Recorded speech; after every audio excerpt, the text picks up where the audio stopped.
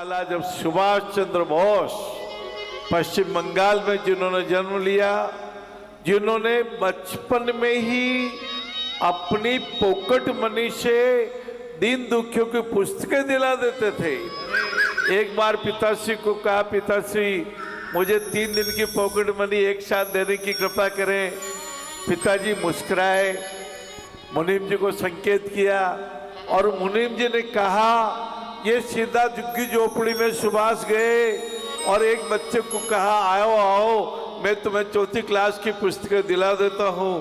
ऐसे सुभाष चंद्र बोस जब आजाद हिंद फौज बनाई और तुलाधार एक तराजू के पलड़े में बैठे, सामने बड़ी पंक्तियां लग रही थी, किसी ने अपना नेकलेस निकाल के तराजू के पलड़े पर रख दिया। देश के लिए, भारत माता के लिए, विदेश में रहने वाले, जापान में रहने वाले भाई बहनों ने, उस समय एक माता आई थी, उनके कलेजे में उनके एकमात्र उस पुत्र की तस्वीर थी, सोने की फ्रेम में जड़ी हुई, जिस पुत्र को अंग्रेजों ने काला पानी अंडमान निकोबार भेज दिया था और उसको फांसी की सजा दे दी थी।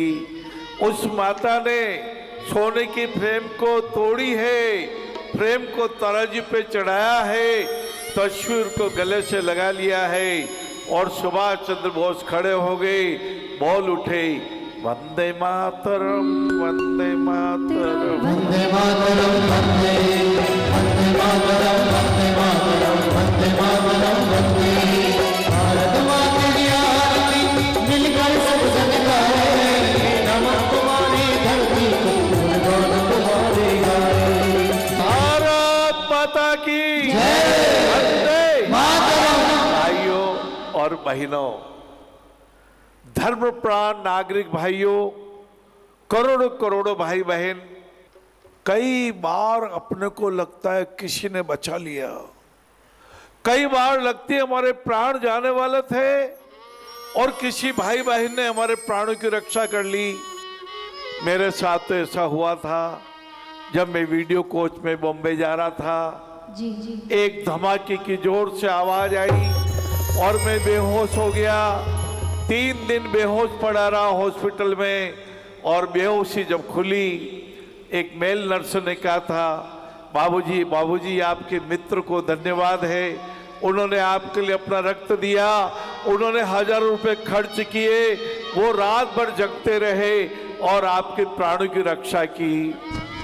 मैंने कहा मेरे मित्र, याद आया मैं तो अकेला ही यात्रा कर रहा था, किन्होंने मेरे प्राणों की रक्षा की। बहुत ढूंढा, वो मित्र उस रूप में तो नहीं मिल पाए। हो सकता है मेरे जैसे और किसी दुखी दर्दी की सहायता करने अन्य स्थान पे पहुंच गए हो, पर मैं जीवन भर आपके रूप में, अंडमान निकोबार से आए सलोनी के रूप में, त्रिपुरा से आए त्रिभुवन लाल जी के रूप में और बाहर पूरे भारत से आए हुए दिव्यांगों भाई बहनों में, दानवीरों में, साधकों में अपने मित्र को ढूंढ रहा हूं। भाइयों बहनों, ढूंढ रहा हूं।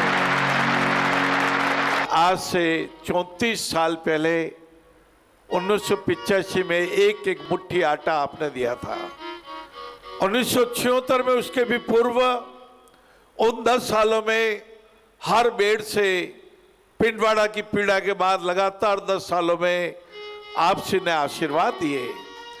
आपकी कृपा से ही ये नारायण सेवा लगभग 4 लाख से ज़्यादा के ऑपरेशन करा पाई है, 22 लाख से ज़्यादा का उपचार करा पाई है और पूर्ण निःशुल्क है।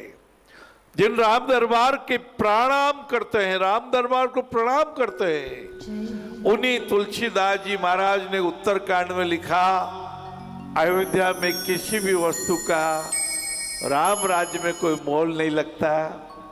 उसी समय से 6-7 साल की उम्र से बार बार मन में आता था, भारत और दुनिया में ऐसा कोई राज्य होगा, ऐसा कोई नगर होगा जहाँ हर चीज़ निःशुल्क मिलती होगी।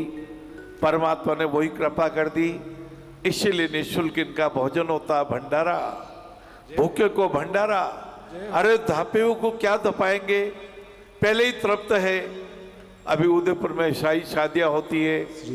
एक जगह कहा कैलाश जी आपने सुना? मैंने कहा बताओ भाई साहब क्या बात बताना चाहते हैं? बोले हर बाराती को एक कार दी गई। मैंने कहा जी जिनके घर पे बंगले के बाहर 8-8 कारें खड़ी हुई है, उनको एक कार और मिल गई तो क्या निहाल हुए। अरे भूखे को भोजन कराओ, प्यासों को पानी पिलाओ, इन दिव्यांगों को खड़े कराओ। आइए ताली बजाओ उन दानवीरों के लिए, जिन दानवीरों की घोषणा